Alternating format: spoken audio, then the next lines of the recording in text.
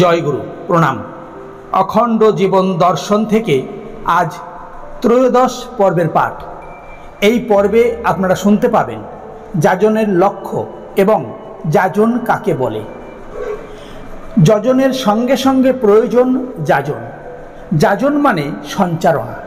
যজন যাজন দুটি কথাই এসেছে যজ ধাতু থেকে। যজ ধাতুর একটি অর্থ সঙ্গতিকরণ। তাই যজন মানে ইষ্টের সঙ্গে নিজ অন্তর্জগতের সঙ্গতিকরণ, আর যাজন মানে ইষ্টকে পরিবেশের মধ্যে সঞ্চারিত করে পরিবেশকে ইষ্টানুরূপ সঙ্গতিতে সমুন্নত করে তোলা। এর ভিতর দিয়েই হয় ইষ্ট ব্যষ্টি ও পরিবেশের মধ্যে সমন্বয় সাধন। আর তাই হলো ধর্মের লক্ষ্য, কারণ এর ভিতর দিয়েই সমষ্টি সহ প্রতিটি ব্যষ্টি সমসূত্রতায় অখণ্ড জীবন বৃদ্ধির পথে অগ্রসর হতে পারে।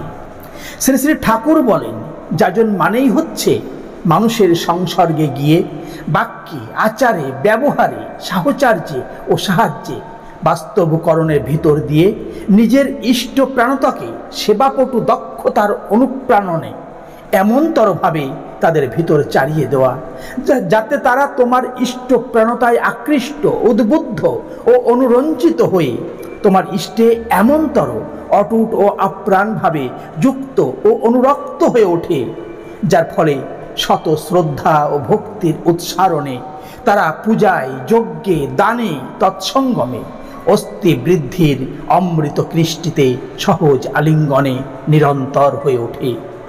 এখানে আমরা মূল জিনিসটি দেখছি নিজের ইষ্ট প্রাণতাকে অন্যের ভিতর চালিয়ে দেওয়া। তাই যে জিনিসটি আমরা চালিয়ে দিতে চাই সেই জিনিসটি আমাদের থাকা চাই।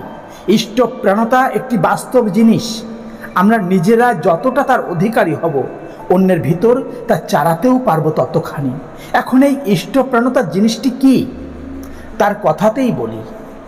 বুক ফাটানো টান যেখানে, প্রাণ সেখানে ধাই, তাহারই মন পেতে গিয়ে তার ভাবই সে পায়।